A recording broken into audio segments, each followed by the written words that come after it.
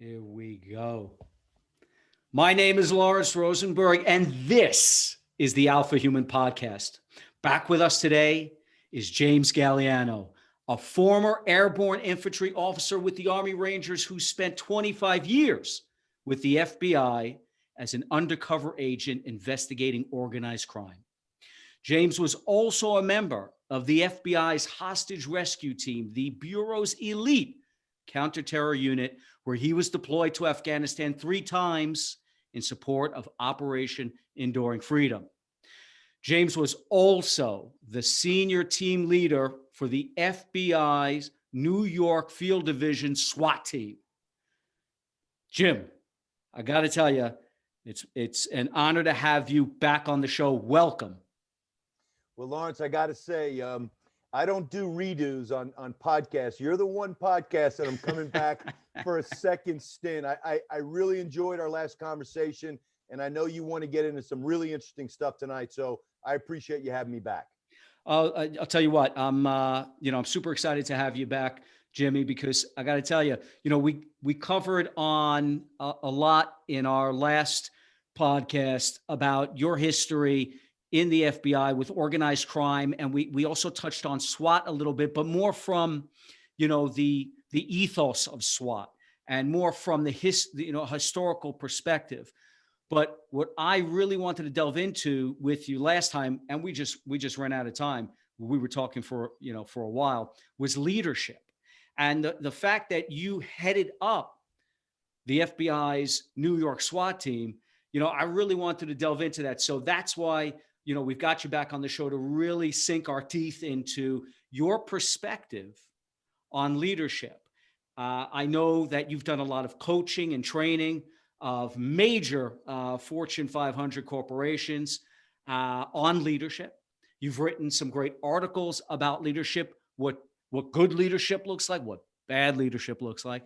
So, I'm looking forward to getting into this, but let's kind of ease into it by talking about your time with the New York SWAT team. So you became senior team leader for the FBI's New York SWAT team. And, I guess what led you to join SWAT? Because what drove you to sign up with the Bureau was your desire to go undercover and work organized crime. And go after La Cosa Nostra and the New York's 5 families, right? The infamous 5 families. How did that lead you to joining SWAT? I mean, what was the driver there, and what was your role initially?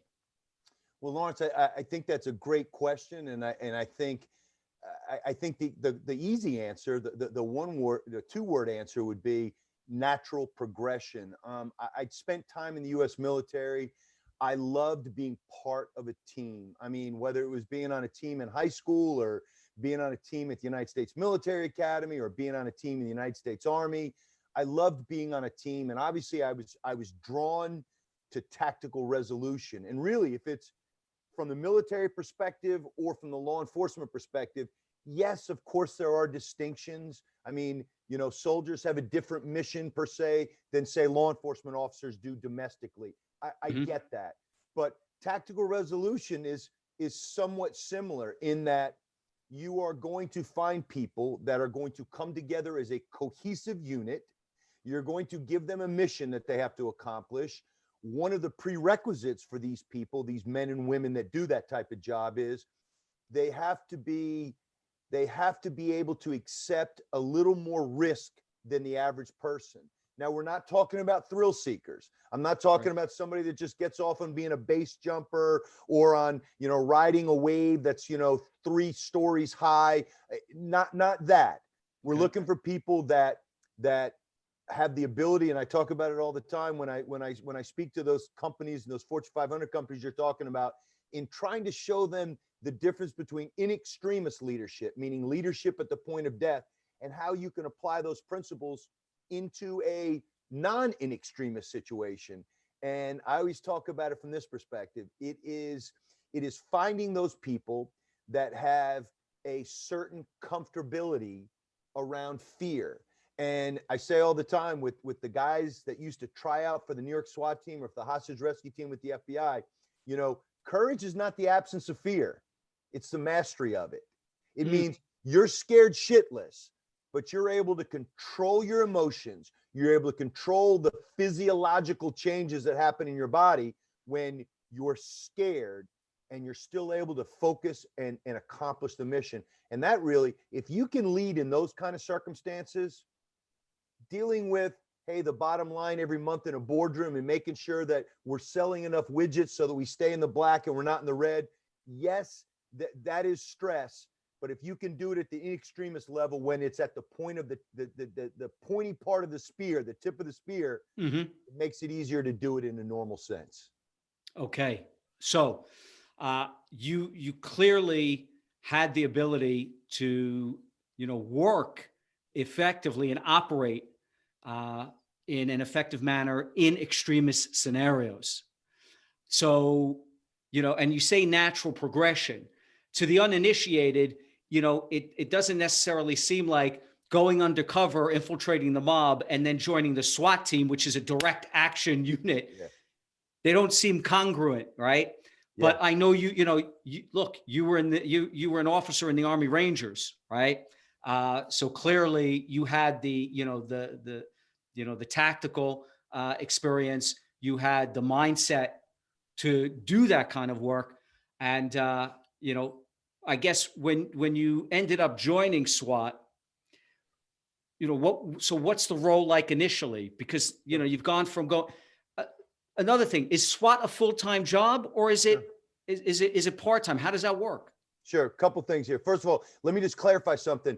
I was a Ranger qualified infantry officer, but I wasn't in a Ranger battalion. I mean, those are separate. But I mean, I went through Ranger school, class 4-88. I earned a Ranger tab, but there is a distinction. I was not in a Ranger battalion. I was in the 10th Mountain Division, where back in the 80s, the idea for the 10th Mountain Division was all the officers and non-commissioned officers, they wanted to make them Ranger qualified because, again, Ranger school is a crucible, right? It's a 61-day test of being hungry and tired and cold and wet and making decisions, when, again, you're starving and you're soaking wet and you're cold and you haven't slept in 3 days. And, one of the famous things that I've heard from a number of people that served in Vietnam or served in the first Gulf War, or served in Afghanistan or Iraq, and they all say the same thing. Getting through Ranger school is supposed to prepare you for combat. But as harrowing as combat is, it doesn't suck like Ranger school does. Ranger school is about making you feel uncomfortable, getting you out of your comfort zone, and still have the ability to be able to make decisions and lead. So, you talk about the incongruity with my career. I just wanted, there was so much available and so many opportunities for leadership roles in the military and in law enforcement.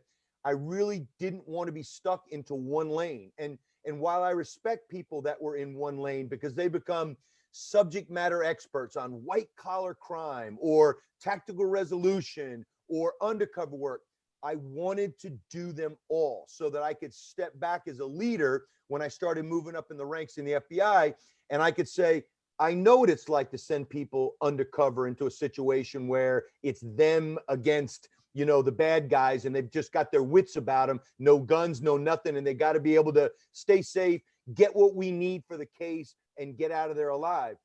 And have the same perspective on SWAT and understand what it's like to be in a paramilitary unit. And your question about, is it full-time? Is it part-time? The only full-time team the FBI has is the elite hostage rescue team. That is the full-time. They're stationed down at Quantico. It is somebody else said this, and I can't remember who, because I'd love to give them an attribution, but it is the equivalent in the counterterrorism world of being a professional athlete. Right. You have the best of everything, the gear, the equipment, the training, the ability to work your body to make it, to chisel it and put yourself in the best physical condition, the best gear, the best tactical training, and you get the best missions. there's only one HRT and there's only 52 guys on that team. HRT can't be everywhere at one time. So all 56 field divisions in the FBI, they're scattered around the country in almost every state. But there's 56 total field divisions. Each one has a SWAT team. It could be as small as a 6-man team or as large as the New York team that I had that was a 45-man team. So Right. that is a part-time job. And I don't mean that's an unfair statement to say, because those guys eat, breathe, and sleep it. And those women too, because there are women on FBI SWAT teams, but they are doing it as an ancillary duty. Their number one job as being an FBI agent is to make federal cases and see that they're prosecuted and see that the bad guys go to jail. But when the bell goes off and the horn sounds, they respond and the team goes and does a mission. So it is an ancillary duty. So it's part-time, but we don't like to use that term. We consider it to be an ancillary duty. Okay. Thank you for clarifying. And, pardon my phraseology. I'm trying to think about understanding. I always thought that SWAT was, if you were in SWAT, that's it. But then, thinking about it now, obviously you guys got to train, but for the most part, unless there's an emergency taking place where SWAT is called in, then you're not doing it. It happens in rare instances. And I'll give you a quick example. The FBI has 12,000 FBI agents scattered around the world. Okay. The NYPD, the New York City Police Department, has 36,000 cops in New York City. So they have the ability to have a separate unit, which is called the Emergency Services Unit, ESU. Mm-hmm. And, the New York State Police have one. A lot of big departments, LAPD has one, but those guys are full-time in a department that large where they have that specific mission.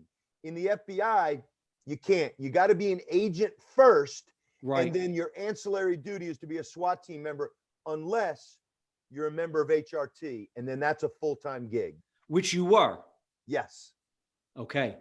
So were you with the hostage rescue team, with the counterterror team first, and then you were with SWAT first? So again, and I think the theme tonight, Lawrence, is going to be natural progression. So the natural progression was, I came out of the Army. I was a first lieutenant promotable in a high-speed infantry battalion in the 10th Mountain Division up at Fort Drum. Mm-hmm. I Ranger qualified, wanted to do things, and I got into the FBI.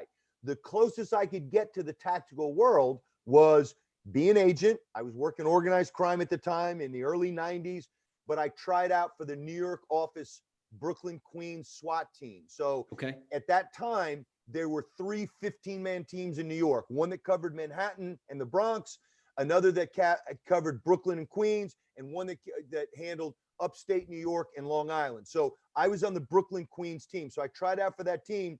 I was on that team again as an ancillary duty for 7 years before I tried out for the hostage rescue team and got selected for HRT. Went to HRT for 4 years. Came back to the field, back to the New York office in 2001, just in time for 9/11.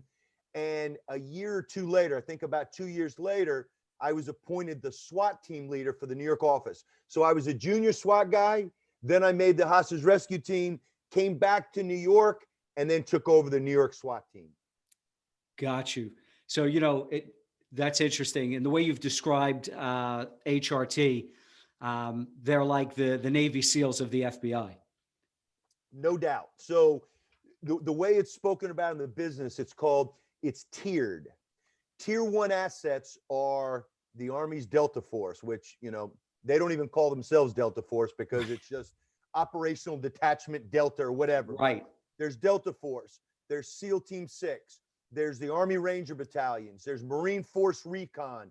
There is, Task Force 160, which are all the aviation units that were put together after Desert One failed in 1979, 1980, trying to rescue the Iranian hostages. So HRT came online in 1983 in anticipation of the 84 LA Olympics and the fact that at the time, President Reagan was speaking to the FBI director, who at the time was Judge William Webster, and says, hey, what's our plan if something like Munich in 1972 at the Olympics, if that happens? And in that instance, Palestinian terrorists took a bunch of Israeli athletes hostage and killed a bunch of them.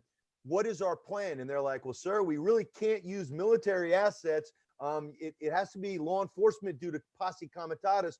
And that was the impetus to standing up HRT. So what happened was they had a tryout across the FBI. A lot of the SWAT teams sent guys in.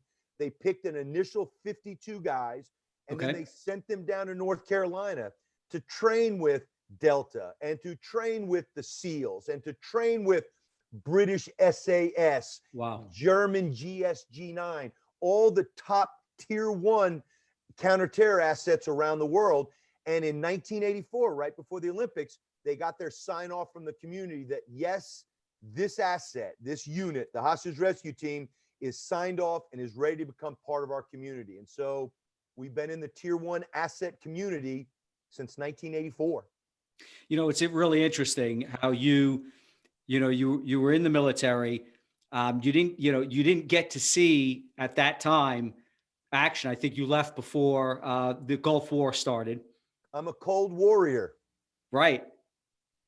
And yet you end up getting deployed to Afghanistan. Yeah. When you're with the FBI. It's just, incredible how things work out. But clearly you were destined to be in the heat, in the heat of it, in the heat of battle. And when you were with the New York SWAT team,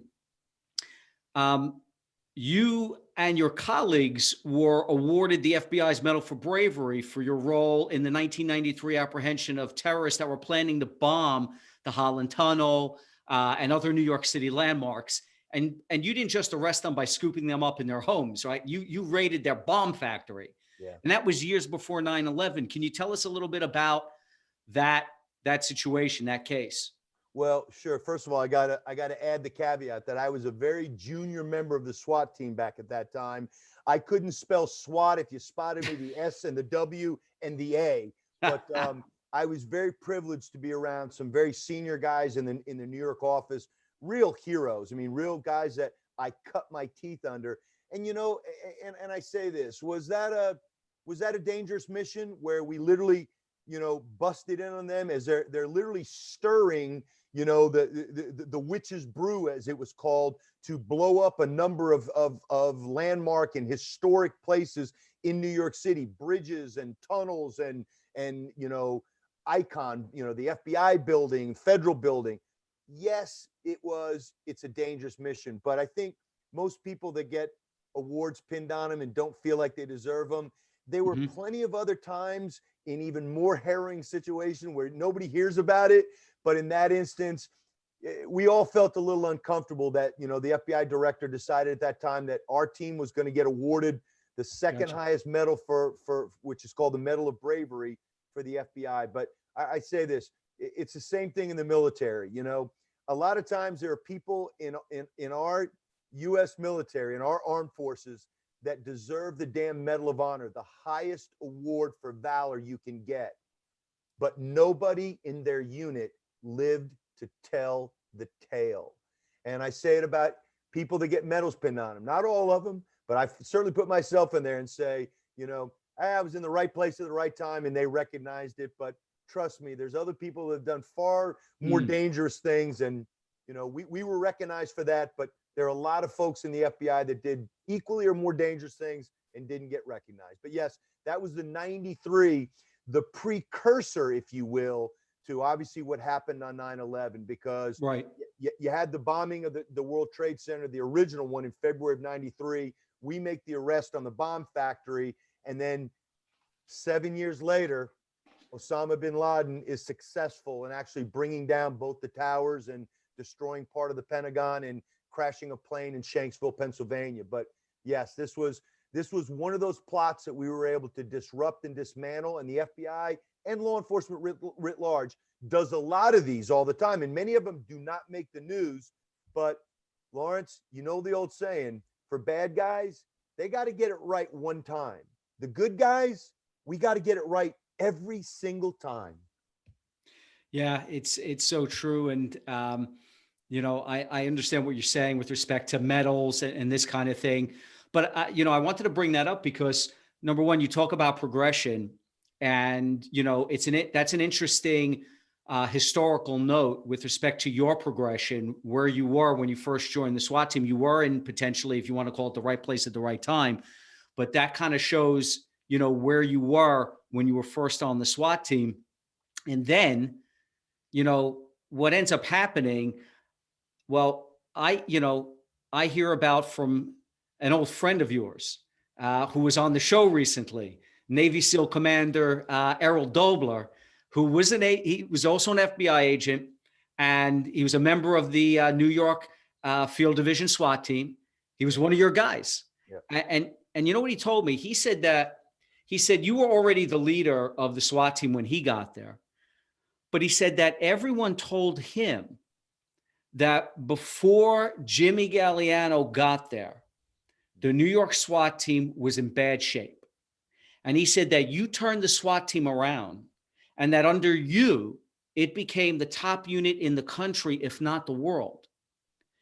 So, I mean, those are powerful accolades coming from someone who, has been there and done that. Navy SEALs, also FBI, on the SWAT team, investigating, terrorists globally. He's saying that about you. Tell us what things were like when you got there and what you did as a leader to turn it around. Well, first of all, let me fix a few things there. So Okay. I'll say this. First of all, Errol Dobler is one of the single most humble and talented guys I've ever had the privilege of working with. Now, I'll never forgive him for the fact that he went to the United States Naval Academy. I thought that was a poor career choice and that he made a huge mistake. But all kidding aside, just an outstanding talent and a very people in my business aren't typically without ego.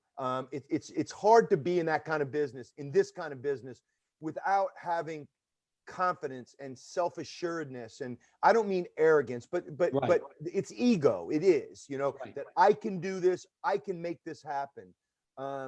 Errol was one of those guys that came in and again into the FBI after having a stellar career as a lieutenant in the Navy SEALs, Annapolis grad, real humble guy. And yes, he does kind of sketch out the way that things were. And it's funny, Lawrence, I'm an elected trustee in the tiny village of Cornwall and Hudson. And it's a small village of 3,000 people in upstate New York. And I'm very proud of that because on this village board that I'm on, there are people that think like I do politically and that don't think like I do politically, but there are no political parties. You run on, Village One and Cornwall First. You run on these crazy party names, but there's no Democrats and Republicans. Interesting. We are a divided country right now. And I've always thought that one of the main roles and the main, I think the main responsibilities for a leader is to take factions and to take the things that naturally divide us, whatever they are, whether it's race, creed, ethnicity, gender, whatever it is, political party, or in the case of New York SWAT, the blue section and the gold section that had historically, and I'd come from one side of the house, but then I left and went to HRT and came back. And that time away, well, first of all, it gave me the bona fides because I'd been on HRT. Right. But second, and it allowed me to grow up and mature too, because I was a young kid when I was in New York the first time. But it also allowed me to come back and have the gravitas to say the bullshit ends here. So if you can't work with you, and if this squad can't work with this squad, and this team can't work with this team, you're off the team. I don't care how much you know me, how far we go back. The unit is more important than any of us. And I did a house cleaning. Now the house cleaning involved maybe 5 or 10 people out of a team of 45. But by removing those people that said, oh, Gagliano's an asshole, or we don't want to work with him, I then had a group of people that said, I'll buy in. I've grown up in the ranks underneath this or this, but guess what? I'm going to buy into this. Errol came on shortly after I'd already done the whole reconfiguration and kind of, you know, change the team construct around. I no longer wanted people to identify with, I'm a Democrat or I'm a Republican or I'm blue SWAT or I'm gold SWAT. You're New York SWAT. And here's how it's going to work. There's going to be 3 teams, and each of those teams is going to be headed by a team leader. And those team leaders are going to pick, and they're going to have to pick guys, one from blue and one from gold. So every team is heterogeneous. There's no homogeneity to the thing. So you're going to do this or you're going to leave. And so that was drastic. That was non-traditional, but I was in a good position. I was still young, but I had come from HRT and I still had New York roots. People gave me a chance. And that's the important thing. And I think that was something that was a seminal moment for me, because I took over the team November 15th of 2002. I remember the day like it was yesterday when they posted me to it. I had a meeting up at Camp Smith in Peekskill, which was our firearms range for SWAT over in Westchester County. I had all the team members come up that day.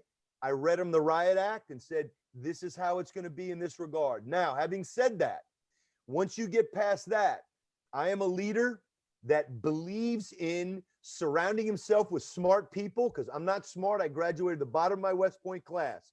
That is the truth. I will surround myself with smart people and I'll take your counsel. I'll listen to you. I will consider all sides, and then I will make the decision and own the decision. And that's how I led. And the last thing I think that was an important thing for me, and I learned many years before, I was a plebe at the United States Military Academy. And I don't think I was during Beast Barracks, which is the summer where they just totally destroy you, break you down, and then build you up in their image. I don't think I was a super plebe, but I definitely wasn't like, you know, the guy that couldn't, you know, get out of his own way. So I was in here somewhere. But I had a roommate who was one of those guys during Beast Barracks, young guy from, and I'll never forget, from Indiana, who was as messed up, as we would say in the business, as a soup sandwich. So he took a lot of attention from the upperclassmen, and they abused him. And this is, you know, when my father was at West Point in the 1950s, they could put their hands on you. When I was there in the mid 80s, they couldn't touch you, but they could scream at you and they could abuse you and haze you as long as they didn't touch you. Now it's different, right? But in the 80s, they could do that. And they made this guy's life miserable. And I did everything I could to help him the night before, getting his stuff squared away, the whole 9 yards. He wanted to be at West Point. And I knew that if he just could turn the corner and stop getting all the fire from the upperclassmen, he'd be okay. I remember him coming to bed one night, right? So we're in a room. There's 2 single bunks. It's lights out. It's 10 o'clock. The alarm's going to go off tomorrow morning at 4:30 to go begin training again. And he's sobbing, crying, right? 18-year-old kid crying himself to sleep because he'd been abused all day. I said, man, hang in there. We got this. Come on, tomorrow's a new day. Look, don't try to think about getting through plebe year. Just get through tomorrow. That's our goal. Just get through tomorrow. Okay. He says to me, I'll never, ever be the kind of guys that are doing this to me. If I make it through this, I'll never be that guy. Fast forward 1 year later, he makes it through plebe year by the skin of his teeth. He now becomes an upperclassman, and he becomes everything that he loathed, everything that he cried about, everything that he complained about. And I remember thinking to myself, and I'm an 18-year-old kid at the time, like, wow, this is a great lesson. Because when you're being led and you see things that are wrong, I wouldn't do this. I wouldn't scream at somebody. I wouldn't act like that. I wouldn't be a bully. But then when you make it through and you're now on this side of the fence, you become everything you profess to loathe. And your philosophy was, well, they did it to me. And I learned that. And what I learned was, you learn good and bad things from the leaders above you. And I think I mentioned it the last time. leaders that I've served under go across a football field, right? From the 10-yard line and in, right? The 10-yard line this way, superstars. The 10-yard line to the goal line this way, jerks. Everybody else is the mediocre folks 80 yards in between. They're in between the 10-yard lines, right? You're aspiring to be that 10% where somebody like Errol Dobler, who humbles me to hear that, but you go, I say to myself, man, I did it right. I made a right difference. And you know what? That's now something that he's going to incorporate into who he is as a leader. He's going to say, I didn't like everything Gagliano did, but the way he did this, I respect it. And that's what I'm going to do. So we're all kind of a composite of the leaders we've served under, right? So be more like those 10-yard line and in on the superstars, and not like that 10-yard line and in on the other side of the football field of the really bad leaders. Unfortunately, most people don't understand that. And unfortunately, the vast majority of us, the vast majority of leaders in the world are between the 10-yard lines. They're not on either end. Right. So it's a good thing they're not on the bad end, but they're not on the good end. So Gotcha. That lesson was something I think that that shaped how the New York SWAT team was my first real leadership opportunity where I owned it. I was in charge of those 44 men. I was in charge of their safety, their health and welfare. And I felt like, yes, we're going to go into harm's way. Yes, it's accepted that you may lose people along the way because it's a dangerous business, but I will never lose somebody because I didn't train them well enough, prepare them well enough, or give them an operations plan that gave them a fighting chance to succeed. Okay. So there's a lot of stuff to unpack there. And I certainly want to get into what separates those great leaders at that end of the football field, the top 10% from everyone else. But maybe a good place to kind of pick up on this is the leadership quote that you left me with the last time that you were on the show. You left us with a teaser, Jimmy. What I'd like you to do is I'd like you to bring up what that quote was. And also you gave us a little background on the quote. You didn't just give us the quote. You gave us the background on it. So let's talk about it. Give us that quote. So I've always felt that, when I do speak to groups and organizations about leadership, and one of the biggest questions I would always get is, Jimmy, I need a quote. I need a motivational quote. What is the best leadership quote you've ever heard? And for a while I was like, man, if you Google leadership quotes, your search engine will start smoking because there's, 3.3 trillion different, findings there. So I keep it simple, and this is a world according to me. And I know I left you with that teaser, and you're a good host because you do your homework and you do the follow-up, because the quote that I left you with was by General Dwight David Eisenhower. Now, he was part of West Point class 1915, which many consider, not me, but many consider, I agree with it, the greatest West Point class of all time, because they call it the class that the stars fell on. Now, in that class, I think there were, let me see if I get these numbers straight. There were 2 5-star generals that came out of that class, 2 4-star generals, 7 3-star generals, 24 2-star generals, and 24 1-star generals. Jesus. Yes. And I think the number is like 58 out of 167 or some crazy number like that. And literally it breaks down to, in that class, 3 guys are standing next to each other. Look to your left and your right. One of you is going to make general officer.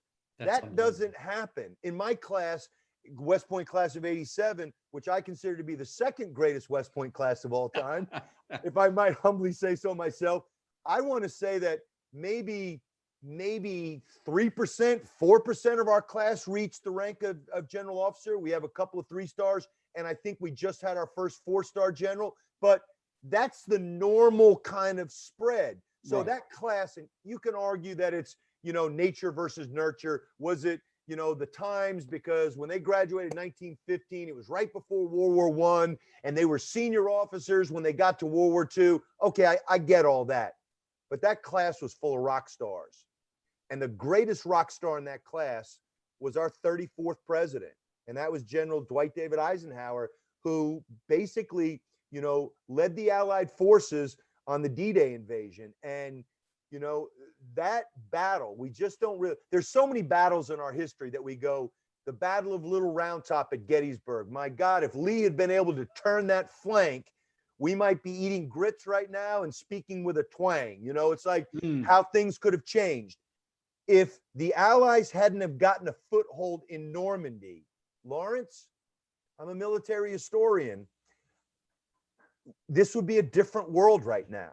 So the consequence of that operation was it just incalculable. That was a long wind up to your simple question, which was, Jimmy, give me the greatest quote. No, I wanted the build up.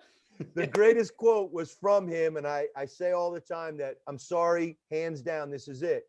But General Eisenhower famously said, leadership is the art of getting someone else to do something you need done for the mission because he or she wants to do it. Leadership is the art of getting someone else to do what you need done because he or she wants to do it. Okay. So here's, so this is what great leaders are made out of, because, getting people to do something because they want to do it.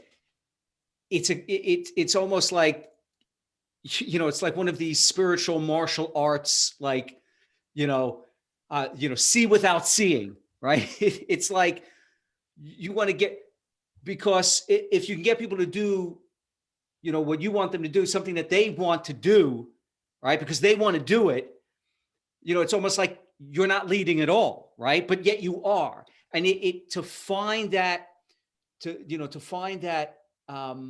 that zeitgeist, that ability within yourself to be able to do that without forcing it, without, doing it naturally, it takes years to develop that kind of skill, that kind of gravitas, that kind of emotional awareness, that kind of, just that kind of understanding of the ebb and flow of the personalities on your team. So I want to put this in context, okay? Because it ain't like, for you, that we got to get the team to work a little bit harder to sell some more widgets. For someone in your position, you've got to get people to go into harm's way, okay? And yeah, we get that the people signing up for the job know that. But I'm going to quote you from something you've written. So you say in an article that I read, every time law enforcement goes in to try to neutralize a terrorist suspect, there is a risk that they themselves may be deliberately targeted. But at the end of the day, when you join the police or a law enforcement agency, you sign on to accept a higher personal level of acceptable risk. And for those joining tactical or hostage rescue units, that acceptable risk increases exponentially. Yeah. So even if you assess, Jimmy, and select effectively to find people that are psychologically geared to consistently throw themselves in harm's way, like you were talking about before, the kind of people you're looking for, it's not the kind of people that it's not that they're not afraid, it's that they've mastered their fear. Yeah. Okay. So selecting for that, great. But as a leader, it must be crucial to keep that attitude that they have primed and the motivation of the team high enough that everyone continues to be motivated for game day. Because just because I know that, look, I know I'm going to put myself in harm's way and I'm up for the fight, okay, great. Doesn't mean I want to do it every single time. So how do you do that? Well, first of all, you get extra points for using the word zeitgeist. You get I don't extra even think, points. hey, I don't even think that was the right word, but I was searching for something. No, and then to follow up with what you just said there, and to go back just a little bit, and then I'll come back to that. It is the difference in leadership between demanding respect and commanding respect. So I have a pit bull, right? So he's the one that makes the curtains behind me flutter back and forth because he walks through here like he doesn't believe that I'm in the middle of something right now. But he's 6.5 years old and he's an old man now, and he kind of rules the roost here. Gotcha. But it is the same way when you deal with a pit bull puppy. And this is my third one, and we get them when they're rescued and they're young. But it's the difference between fear and respect, right? When they're puppies, they got to fear you, not because you're going to smack them or whatever, but you've got to be that pack leader, right? You've got to give them that fear that they don't know that you're not going to go sideways and do something, even though you'd never do it. But from that, it moves into respect. And it's the same thing with dealing with human beings, where I talk about demanding respect versus commanding respect. Demanding respect means I have lieutenant bars here. You're a private. You have to salute me. And if I tell you to go clean out the latrine and burn the shit, you have to do that. That's demanding, right? Okay. Commanding is when you have been in extremis situations with somebody, or when your men realize, or your women, because obviously the military is, when I was in the military, women weren't in the infantry. They didn't go to Ranger School, but we are an integrated force now. Do they believe that you are willing to do everything and anything that you would have them do? Now, look, and I'll give you one little quick vignette on that. When I was in training, I was a young lieutenant just out of Ranger School. I was assigned to the 2nd of the 14th Infantry, 2nd Brigade of the 10th Mountain Division, and I was a platoon leader for 3rd Platoon in Bravo Company 214 Infantry. We immediately get sent, and you made the point at the top of this, my deployments in the military in the late 80s were CONUS, within the continental United States, and we traveled to Fort Irwin, California to do an exercise out there at the National Training Center. And I'll never forget, I just gotten out of Ranger School, just graduated from West Point, and I wanted to be that lieutenant that his men appreciated and revered and respected and would follow in battle. But I was misguided. And you say, how was I? Well, I had a crusty first sergeant by the name of Paul Eastwood. And I'll never forget, it was the first night we were out there. It was going to be an exercise that was 6 or 7 days long. We were in the mountains of Fort Irwin, California. We were a light infantry force, so we didn't have Jeeps or Humvees or, APCs. So we were doing everything on foot, going over hill and dale, and we were meeting the OPFOR, which back in those days, they were Russian forces, right? So we were fighting the fictional opposing force. And I'll never forget, it was day 2, maybe, I think, and it was late, and we had an early morning hit to do it like 4 a.m. And we had to put people up on guard duty, right? So my platoon sergeant says, all right, sir, I'm going to go ahead and make up the list for security tonight. Go ahead and get some sleep. You got a long day tomorrow. I'm like, no, platoon sergeant, I know better. Put me on the list tonight. I want the men to see me doing what they do. He looked at me. Hey, sir, kid, I appreciate what you're doing, West Point and all, and I know you want to do the right thing. I don't think that's a good idea. No, platoon sergeant. I want to do this because I want the men to know that I'll do whatever they do. Hey, sir, they kind of got that figured out. But if you do that, you've got to lead the operation tomorrow. They're going to expect you to lead from the front. You need to get sleep tonight because you're going to have 40 men. You're going to have their lives in your hands. Obviously this is a training exercise. I didn't listen to him. So that night, my shift was from 2 to 3 o'clock, got up at 3:30 after 20 minutes of trying to sleep or whatever, and was shot for the rest of the day. The lesson learned there. Well, the first lesson learned there is when you're a lieutenant, you think you know everything and you're 22 years old. You don't know shit. Listen to your platoon sergeant. But the second thing was understanding the balance between, yes, I want to be one of the men and I want them to know that I will do anything just like I would ask them to do. Right. But my job and my role are different. Private First Class Snuffy, his job is to be the point man on a patrol.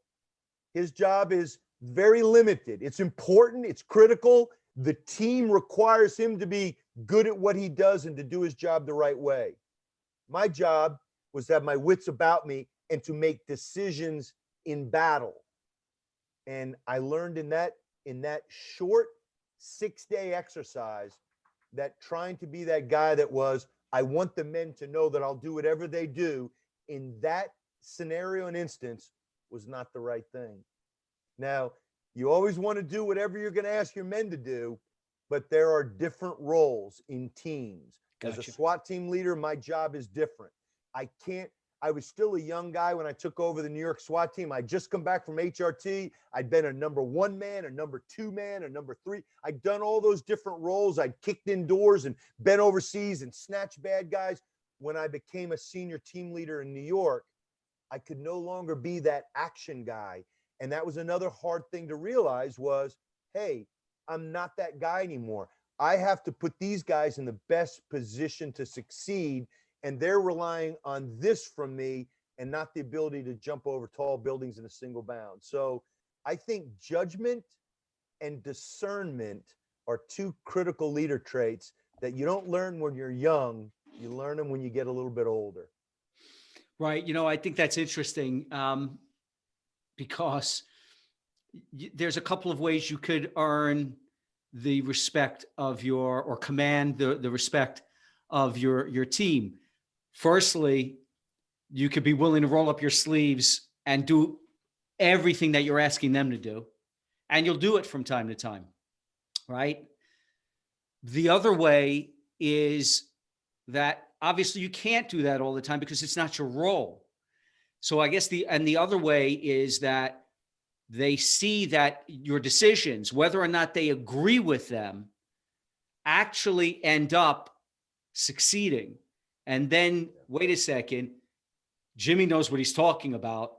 I might not agree with him, but you know what? He has a history of making decisions, smart decisions that lead to success. Yeah. So, that makes sense. What you've just said there makes sense to me because a lot of leaders, and I don't know if it's an insecurity thing or not, feel that, I've got to be at the tip of the spear as well. I've got to be there to the point where, I'm even putting myself at risk. Yeah. Yeah. So, let's go back to the 19th century or the 18th century in U.S. military history. And back in those days, the officers had to be at the front leading the charge, right? Right. General Lewis Armistead on Pickett's charge for the Confederates was at the very forefront and ended up getting, killed right up there at the stone wall. But he had to lead because, he put his hat on top of his saber and, follow me. There are times for that. And there are times where you have to be in that kind of position.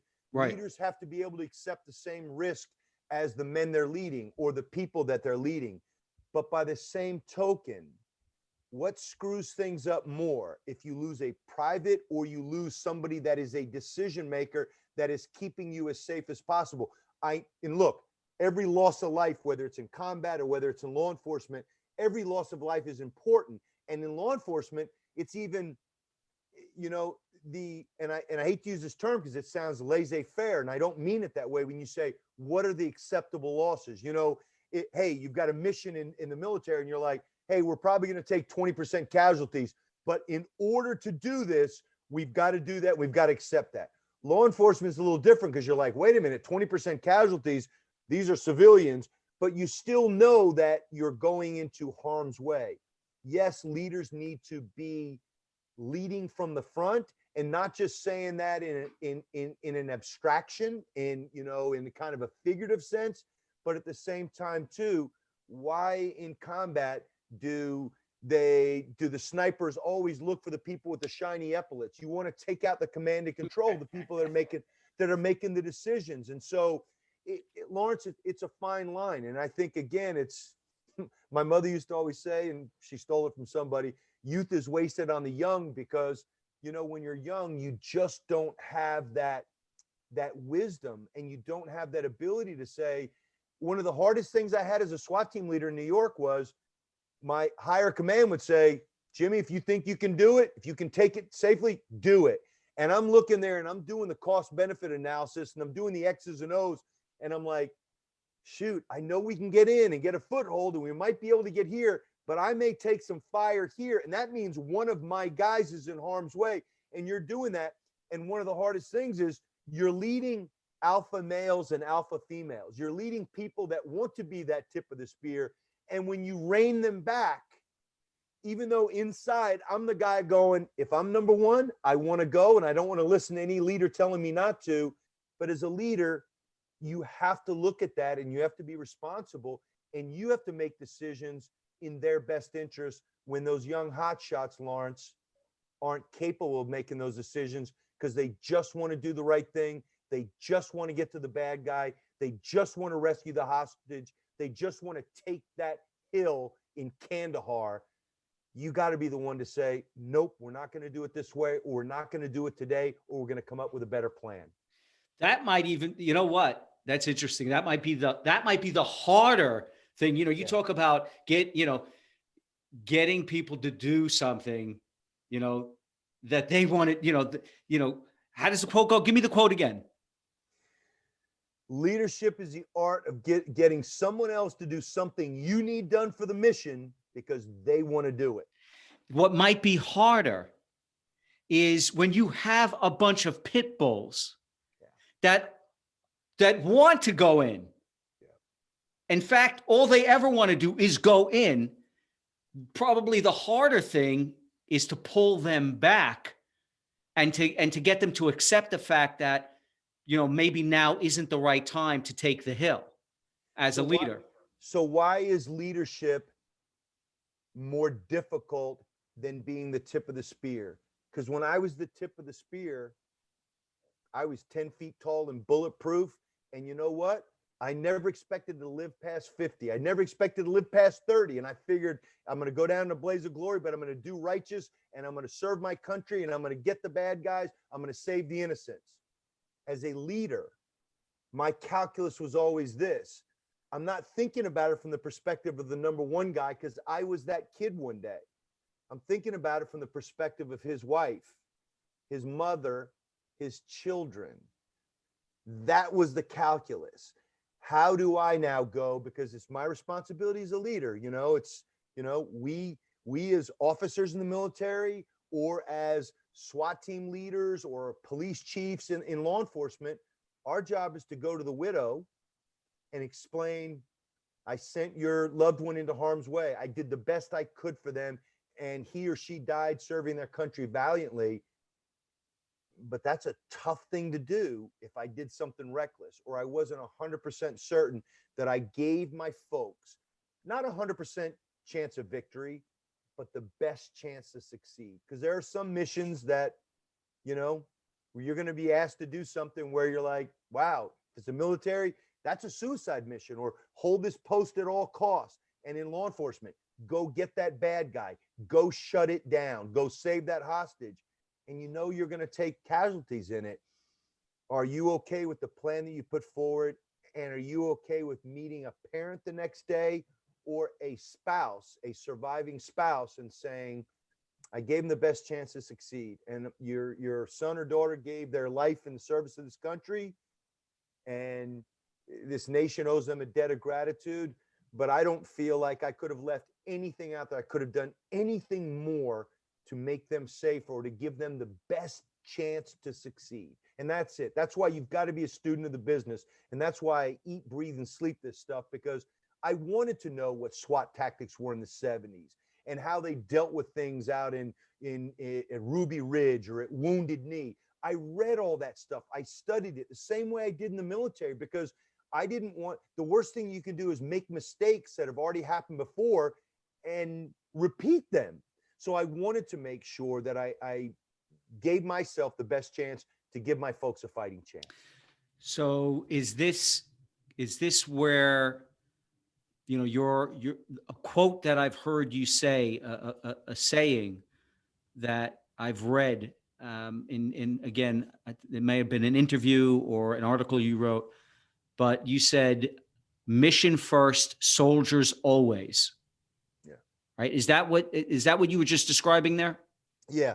So first of all, I like to take credit for a lot of things, but I can't take credit for that quote. I know that quote's been around for a long time. I don't know who to attribute it to, Hmm. but essentially that is a conundrum. And to explain to your viewers the type of conundrum, I was a brand new FBI agent, straight out of the military, sent to Queens. I'd grown up in Atlanta, Georgia, so I was lost, and I get sent to Queens, New York, and I was on the Gambino squad working the John Gotti case. And my boss calls me in one day and he says, "Kid, I need you to go out and follow this mobster today. We know he gets up around the crack of noon, and we know he goes and he does this and he picks up money here and he drops this off here and he goes here. You're going to go set up on his neighborhood, and then you're going to follow him. He's going to go through the Bronx, Queens, and into Manhattan today, and then back to his home. You're going to follow him. But kid, here's the caveat. Don't lose him. I got to get you to get pictures of this guy making this handoff, but don't get burned."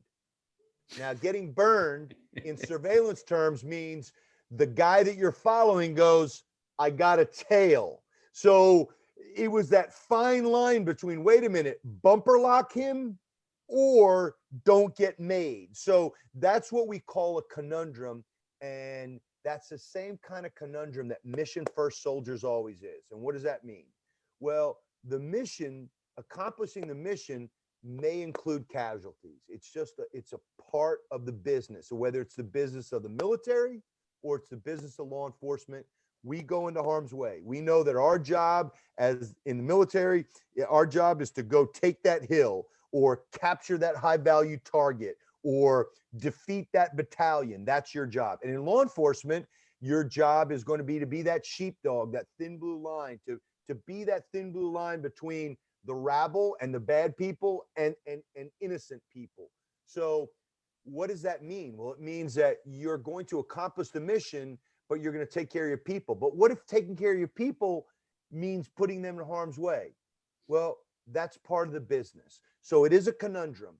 Accomplish the mission, always take care of your people. But taking care of your people doesn't mean being a patsy, right? Doesn't mean that you're going to let them walk all over you, because soldiers and cops, they sense weakness in leaders like you wouldn't believe. They're like piranhas. So if you're weak, right, they will chew you up and spit you out. So you cannot do that. So you've got to look out after them. You've got to take care of them. But when the mission is what the mission is, you've got to, again, I go back to the same thing I just said in the last segment. You've got to give them the best chance to succeed, but accomplish the mission. There's no coming back. Go take that hill, literally or metaphorically, right? But always take care of your people. And you can do both. Taking care of your people does not mean that if you're in a dangerous business, you can protect them from any harm. It's not realistic, Lawrence, because it doesn't happen that way. It's not a Hollywood movie. This is reality. But you can do that as long as you give them the best chance to succeed. That means being technically, tactically proficient. And that means knowing each and every one of your soldiers or your cops. And what does that mean? That means knowing their strengths and weaknesses. Every one of us, me included, you included, we got good traits and we've got weaknesses, right? So as a leader, your job is to identify what the strong suits are for each of your people and put them in the best position to succeed. Conversely, your job is to recognize the weaknesses in every member of your team and not put them in a position to fail. Does that make sense? It makes sense. Once again, we got ourselves, threading the needle, right? Yeah. So much of this is threading the needle, whether it's being a great leader, or whether it's, again, in extremist scenarios, like you describe, when lives are on the line, it's so different. It's so different than in business. And it's kind of why I always go back to speaking with tier one operators, guys that have done what you've done, HRT, SWAT, because the lessons that you learn from having done things on the razor's edge of life and death make business where, life isn't on the line, but there are goals to achieve. I mean, it's like a hot knife going through butter when you take the skills you have and you can train someone in business. Hey, here's how we need to look at leadership. Because if you can succeed in life and death and thread that needle, man, all day long, that's why. And I was interviewing a guy who just wrote this amazing book, The Talent War, Mike Sorelli, another Navy SEAL, and he talks about the book's about how how special operations have mastered the art of winning the talent war, because the best of the best, somehow the cream of the crop ends up in those tier one units. But how do you get those tier one people into those units, and how do you assess them? How do you select them? But once you're a tier one unit like HRT, everyone wants in. Everyone wants in, right? No, and you got a good chance of getting, putting your life on the line. Yet people are beating down the door to come in. So, I think there's a lot to be learned from what it is you've done, what a lot of special operators, tier one operators have done that can translate to business, like your 3 C's. Let's get into the 3 C's of leadership. All right. This is a Jimmy Gagliano special. So I've read your article, The 3 C's of Leadership. Can you talk to our audience about what the 3 C's are and kind of describe why each one is so important? You do your homework, don't you? I'm like, holy cow. You're like, Jimmy, we're just going to get together. We have a chat on leadership. I'm like, holy cow, this guy has done his homework. Yes. I wrote an article for CEO magazine, and kind of to your point, Lawrence, people say all the time, like, well, Jimmy, what's the connection between, what the Navy SEALs do, or what FBI HRT does, or what, special operators do? How do you translate that into, the boardroom? Because look, right, we're bean counters, we're not charging up a hill. And I said this, first of all, and I don't blow smoke up anybody's ass, I call it as I see it, but business is the economic driver in this country, in this economy. It is an economic driver. What you do, right? You say, well, my job is to create profits. Sure. But if you create profits, you feed yourself and your family, and you feed the people who work for you, themselves and their families. And right, if you do really well, you expand and you feed more people's families, and then you expand and you feed more people's families. So don't sell short what you do. I get it. You're not drawing your sword and, going forward and lopping off heads, and that's okay. Not everybody does that. But the bottom line is, don't sell yourself short on what you do and what you add to the mix. And so, you talk about the C's, and I was always caught up in C's, because I looked at it and I said, man, there's like so many of these words, character and charisma, competence, and really the number one C that, the reason why I wrote that article was about communication. Right. Because we're in a tough stage right here. And you're in the podcast business, so you do this more than I do. Before COVID, I would have told you, nope, I ain't doing this. Where are you? I'll come sit in studio with you. We'll sit across from each other, because I use my hands. I like to read you. I want you to read me. Right.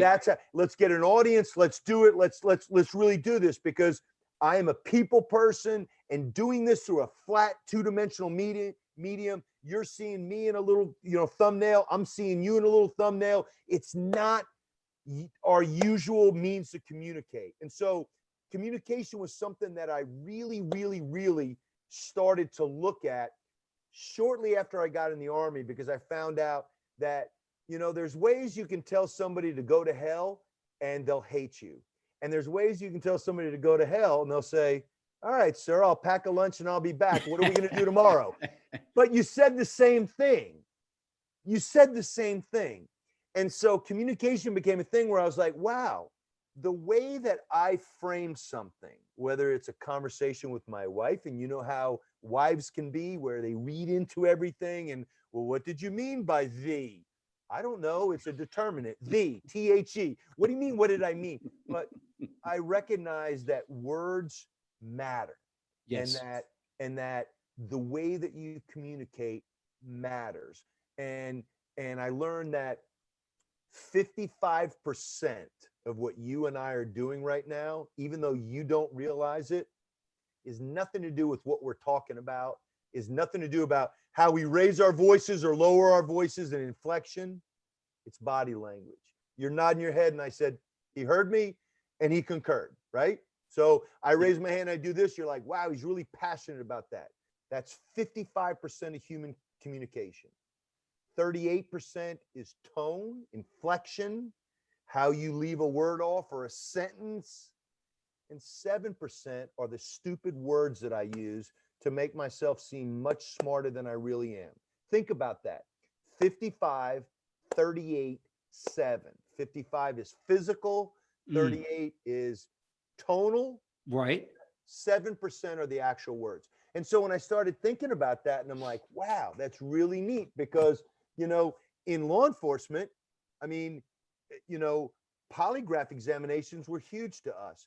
Not necessarily that we were going to use them in court, because they're not admissible in a court of law. Right. But the threat of using them and what they would do to people, whether they'd agree to take one or not take one, I always say it goes back to that old Seinfeld thing. You remember when in the one Seinfeld episode where, George Costanza comes in and he looks at Jerry and he goes, Jerry, it's not a lie if you believe it.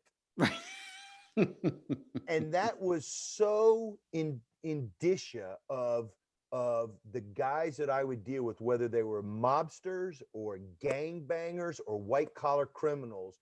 It was trying to sort out the sociopath and the psychopath from normal people, because the vast majority of us have a conscience, right? We understand right from wrong. And that's why if I put you on the box right now and I asked you questions that you didn't want to answer truthfully, you'd start sweating profusely, your fingers would get clammy, your heart would start pounding, all these physiological changes would happen because you're a normal human being and you have a conscience. But some people don't. But that some people is a small, infinitesimal percentage of people. And so what I try to deal with is people like me and you, where I go, I recognize the value and I recognize how important communication is, because the example I used about go to hell, I can tell that to you in two different ways. And like I said, one way, you hate me, you never want to talk to me, you think I'm the biggest a-hole in the world. The other way, you're like, I got you, Jimmy, I'm on my way and I'll be back tomorrow and let's figure this thing back out. It's how you do it. And I realized what a powerful tool. That's not an in extremis tool. That's not a tool that's just part and parcel of special ops. That's not part and parcel of the military. That's not part and parcel of law enforcement. That's human communication. And I realized that out of all the C's, that's the most important. How you communicate. And I've got my differences with James Comey, and I know that your podcast is not political. So I'll leave it like this, because I served under 4 of the only 8 FBI directors in the Bureau's 112-year history, right? Right. Because J. Edgar Hoover served for 48 years. So no one's going to ever, have that run again. But the last one I served under was James Comey. And before James Comey was FBI director, he was the deputy attorney general during the Bush 43 administration. And at that time, Chris Christie, who we all know now is a former Republican presidential candidate and the former governor of New Jersey. But at the time, this is back in probably 2003, at the time, Chris Christie was the U.S. attorney for the state of New Jersey. Okay. So he had traveled down to D.C. and he was at Main Justice, the Department of Justice, the main building down there right near the FBI, the FBI headquarters, and right down from the White House, Main Justice. He's down there and it's a Friday afternoon and he sees Jim Comey, who's the number 2 at the Department of Justice at the time, the Deputy Attorney General. He sees Comey come walking out real quick. He's got a briefcase in his hand. He's got his London fog jacket on his arm because it's pouring rain outside, 5 o'clock on a Friday afternoon. Chris Christie sees him. Says, "Hey, Jim, where are you going? It's Friday afternoon in D.C. Traffic is crazy. It's pouring rain right now. Where are you going? You're going to be stuck in traffic." And he said, "Chris, I'm flying up to New York." He goes, "New York? I know you got family in Connecticut, but why are you going to New York on a Friday afternoon?" And Jim Comey says, "I'm going to have a sit down with the New York Times editorial board." Chris Christie looks around and goes, "Are you out of your mind? The New York Times editorial board? You realize they hate the administration. They hate the Department of Justice. They've been exceedingly, just their editorial board is like it's a pit of vipers. It's a den of wolves. Why would you go there personally and sit down with them?" And Jim Comey says, "Well, they sent me some questions they want me to answer." And Chris Christie goes, "So send them an email, answer the questions, be done with it, and go home to your family." Right. Jim Comey says, "Nope. I'm going to fly up there and I'm going to sit down with them tomorrow on a Saturday morning. I'm going to go over the questions that they want to ask." You know why, Chris? Because it's impossible to hate up close. Sorry, say that again. He said, "I'm going to go up there and I'm going to sit down with the New York Times editorial board. I'm going to listen to their questions. I'm going to answer them personally. And you know why I'm going to do it face to face? Because it's impossible to hate up close." And I came away with that. And again, I say this as a guy who's been a harsh Comey critic. I say that because, wow, think about that. Where does most of the hate and most of the dissent and most of the acrimony, where does it exist? It exists online and it exists in the flat two-dimensional medium here. And why did I give that long windup? Because it goes back to communication. When you're a boss and you say, "All right, you know what? I run a big company. I'm running GE, and I've got an office in New Canaan, Connecticut, and I've got an office in New Delhi, India. I can't get everywhere, but I've got to do some layoffs. So I'm sending my pink slips out. Mrs. McGillicuddy, just go ahead and email them out." Well, no, there are things that need to be done face to face, or in the COVID world that we're dealing with right now, there are things that need to be done like we're doing right now. They need to be done on, if it's classified, secure video teleconference, but it needs to be done like this. And this is what communication is about, because if you read something, if you look at a text or an email, or you read it in the Wall Street Times or the New York Times, it's flat, two-dimensional. It is easy to misinterpret and it is easy to hate the other guy. But when you deal this way, man, doesn't matter what our religions are, our sexual persuasions, our ethnicities, our genders, doesn't matter any of that stuff. We all cut and bleed the same. We got to deal with each other as humans. So that's why of the 3 C's, communication is the most important. And I know I spent all the time talking about that because character and competence are equally important. If you don't, if you're not if your word isn't bond, if what you say isn't what you're about, you know, I remember one of my first sergeants in the Army telling me, hey, sir, you can bullshit me. You'll never be able to bullshit that 17-year-old private. And he was right, because, you know, people with fancy degrees like us, we can bullshit each other. But when you're dealing with a 17-year-old kid, they cut right through it. Sir, tell me what I need to know. Don't bullshit me. They cut right through it. And that was a huge lesson for me. So those are the 3 C's. The other 2 are equally important. Right. Communication is the most important. You know, what you said there, a lot of powerful stuff. Especially your anecdote about Jim Comey, who, you know, again, I've read what you've written. I've read your harsh criticisms. So for you to say that is something. But when you went into talking about how, you know, that relates to so much of the hatred is fomented these days from being behind the computer screen, typing away on social media where no one has to see each other, and you're trolling and you're, you know, and you're just, you know, spewing out all the hate. You said when leadership failures occur, root cause analysis can often lead directly back to a lack of communication or a misunderstanding of the commander's intent. And so when when you're behind the, you know, the keyboard and you're sending out your pink slips, or you're the leader who's just firing off email after email, giving directions to people that way, what's the intent?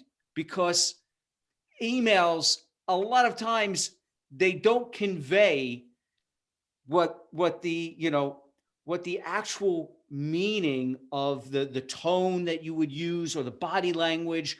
You know, it's like you said, you could say the same thing 2 different ways. Go to hell, right? Can have 2 different meanings the way it's said. So, you know, this thing about intent and how things, you know, what you said was when leadership failures occur, the root cause a lot of the times is that there was a misunderstanding. Commander's intent was not understood.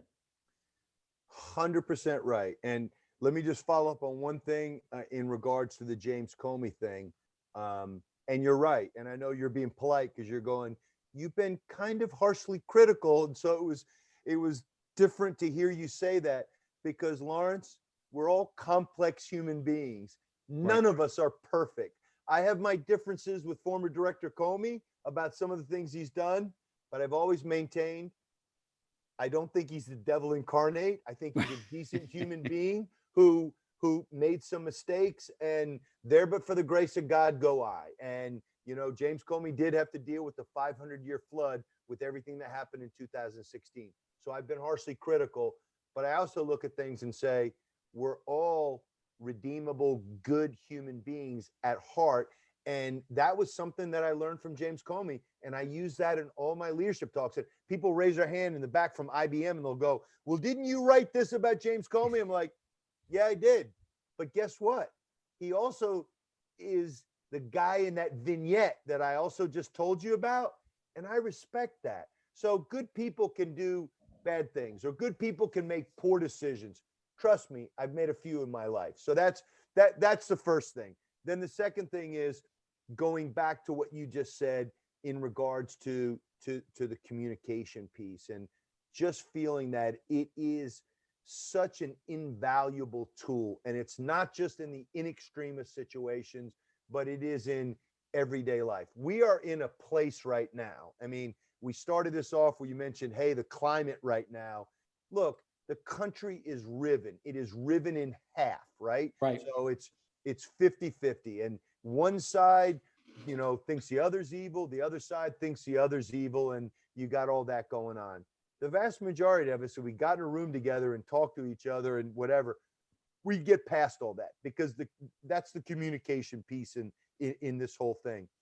I just think that going forward as leaders, you know, and it's one of the things that I really, and again, I don't want to harp on my political career, because my political career is, a elected village trustee in a village of 3,000 people. So I'm not going to get crazy. I didn't get 71 million votes. So, I'm not going to get crazy. But one of the big things, and I'm going to look up here because it's, as one of the things when we had a recent board meeting, and I talked about things that are important to me: leadership, vision, and collaboration. And we're talking about leadership tonight, and how I get there, and how I view it, because everybody has a different way to skin the cat.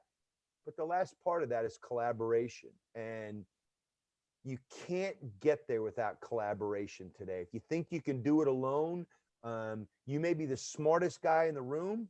It doesn't matter if you can't get people to say he or she is on point and I'm going to follow that person.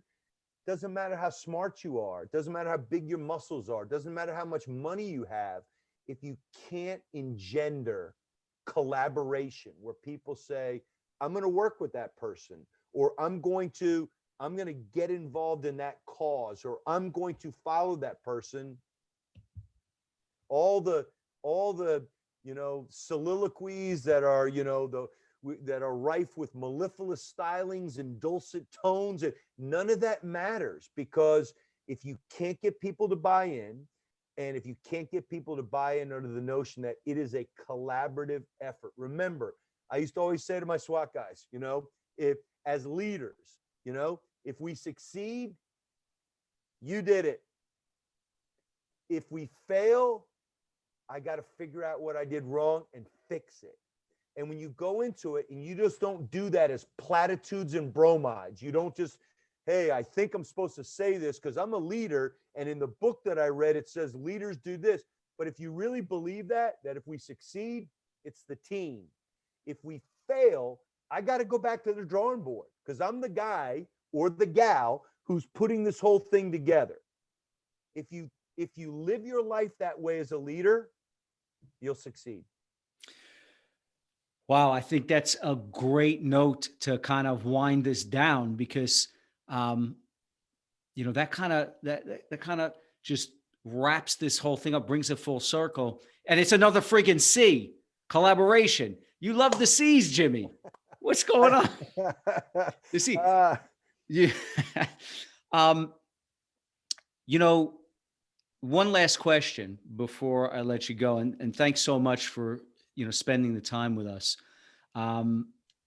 You've got, I know, because you've told me, thousands of books. Oh, look at that. This is he wanted to make a starring role, Lawrence, so he just popped in. Well, I love pit bulls. I had an old family red-nosed pit bull. Yes. Yeah. That I raised from a pup. I've had a English Staffordshire Terrier, which is like the British version. Yep. And now I'm in the market to rescue, a pit. So I hope you do. And there's plenty of places online. And I'm gonna make a shameless shill right here, real quick, before your last question, which is going to be to adopt, don't shop, to your listeners and viewers. That if you do get an opportunity, go rescue a dog. Yes. No matter what breed you want, if you're patient, that's the key thing. You have to be patient. But there's a rescue organization that can find you the dog you want. And the pit bulls are the most misunderstood breed. I'd never own another breed. They're the absolute best. And I hope you get another one, because I've never owned a dog that was more loving and more loyal. They truly, truly are. So. Absolutely. Completely misunderstood. A lot of people, they're and I read a ton of books on pit bulls, and, there's a famous guy, Richard Stratton, who wrote, some books on breeding pit bulls and their history. Yep. But what they ended up doing, a lot of people think, the fighting aspect of what they used to do with pit bulls when it was, legal, many years ago, by breeding them to fight, what they ended up doing is, yes, they ended up breeding these incredibly powerful dogs that are very, obviously misused in the wrong way, can be very, very dangerous. But at the same time, by breeding them to fight, they would have to, the owners would have to get in the pit with these dogs and break them apart because they didn't fight to the death. Yeah. They didn't fight to the death, right? And so they would actually have rounds, and they would have to separate the dogs. If they ended up breeding a dog that bit them when they were trying to separate the dog would take their arm off. So they never bred what they called man biters. And they ended up instilling in this breed the type of dog that adores human beings, loves kids, loves people, wants to be around them, just turns to mush in front of people. Obviously, with other dogs, potentially they're not so great. But with humans, they're amazing animals, and they're so misunderstood. The most disgusting thing in the world is when you take those dogs and you abuse them and you turn them against people and you fight them, which obviously is a brutal thing that is completely horrible, that you shouldn't do. But a good unintended consequence of their roots was that they created the most loving dog to mankind that was ever created. But people don't understand that. So I have a soft spot for pit bulls as well. I'm passionate about them, and I'm rescuing another one for sure. Good. Well, it's one of those things too, where, it's like we humans, we do such awful things. We're the ones that created the breed. And then once we created the breed, we created them to fight. And then once we create the breed, we go, oh no, we don't want them around anymore. Now we got to destroy them. And I always say all the time to people that ask me about it, are guns bad? No. In the right hands of a responsible owner, guns are a tool. And I believe in the Second Amendment. And I believe that in the right hands, they are a part of our life and our culture. Are pit bulls bad? No. In the wrong hands, somebody that shouldn't own them, absolutely. In the right hands, I've got a 10-year-old. I trust the dog around her. He's a pushover. My children grew up with my pit bull, bouncing on the dog's head, poking his eyes, torturing him, and the dog just takes it. All right, I know you got to go. So what is your last question? I took you down a rabbit hole. You took me down a pit bull rabbit hole. I took you down a pit bull hole, but what's your last question? Jesus Christ. Okay. My last question is this. I know you have a massive library of books. Yes. Thousands, which you keep threatening to give away. Yes. But you haven't given them away yet. So not one. What I want to know is this. Recommend some good what would be your recommendation when it comes to leadership books? Now, here's the difference. You're a leader. You're a leader, right? And so a lot of people who aren't leaders recommend leadership books, but I'd love to hear from someone who has a library and who definitely studies. So now your viewers are going to think that you teed me up here, and that I definitely did not. You did not, but the timing is very fortuitous. So I just recently got asked to write a chapter in really what I believe is one of the seminal leadership books about what we have talked about tonight, for a friend of mine who is the editor. It's a guy by the name of Dr. Patrick Sweeney, West Point class of 82. Okay. I was 87, so we didn't cross paths, but he's retired from the military, retired as a full colonel. And I'm going to show you the first edition of this book, which was published in 2011. It has been reprinted a gazillion times. You can find it on Amazon. I don't get a nickel from it, so I'm not shilling that way. Okay. You can find it on Amazon, and it is done amazing. They're doing another edition. I am going to write a chapter in it, and the name of the book is Leadership in Dangerous Situations. Wow. And it is a handbook for the armed forces, emergency services, and first responders. And Lawrence, for your listeners, this is the Bible. And again, I'm not in this book. I'll be in the second edition, so I don't get a nickel from this. I'm just saying, I ordered this book. I'd seen it before. And when I was asked to write a chapter in the next book, that's probably going to be out next summer. When I was Okay. asked to write a chapter, I said, absolutely. And I went back and pulled this up. But when you say, what would be a great book to read? If you're a junior officer, a young cop, a young firefighter, a young emergency service worker, and you want to know about in extremis leadership and about how to lead from every perspective, from the strategic, from the tactical, this is the book. Amazing. Amazing. I so didn't tee this up for you. You did not, But serendipity. Yes, but that is the book. And again, for folks that want to know, Leadership in Dangerous Situations, a handbook for the armed forces, emergency services, and first responders. You will not regret it. I read it years ago. I went out and bought another copy because I had to start writing my chapter for the next edition. And I was blown away by how much I thought I knew that I didn't know. Wow. That's phenomenal. What I love about your recommendation is I've never heard of this book. So that's fantastic. Thanks so much for giving that tip to us. Absolutely. I'm definitely buying that book. I guess I'll get the one without, because now I've got to get it. So I'm going to get it. But that's phenomenal. Thank you so much, Jimmy. It's been great having you on the show once again, giving us some insight into the heart of what it is that you personally have not only experienced and been involved with, but that you coach and train others on, not in, as you say, platitudes and bromides. You speak from the heart.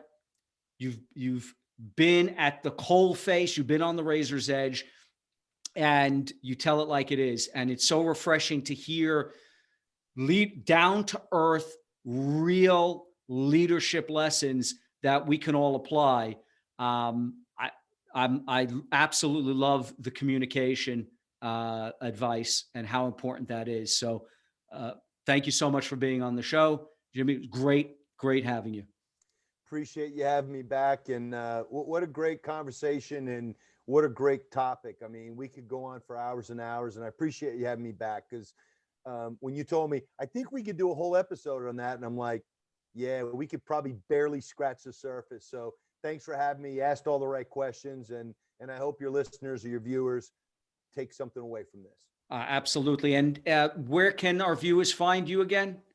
So you can find me on Twitter at James A. Gagliano, Gagliano, or you can find me at my website, which is jamesagalliano.com. So, and I write op-eds. You'll see me there. You'll see me on CNN, but you'll definitely see me here on the Alpha Human podcast. So thanks for having me, brother. Wonderful. Thanks a lot, Jimmy. Take care.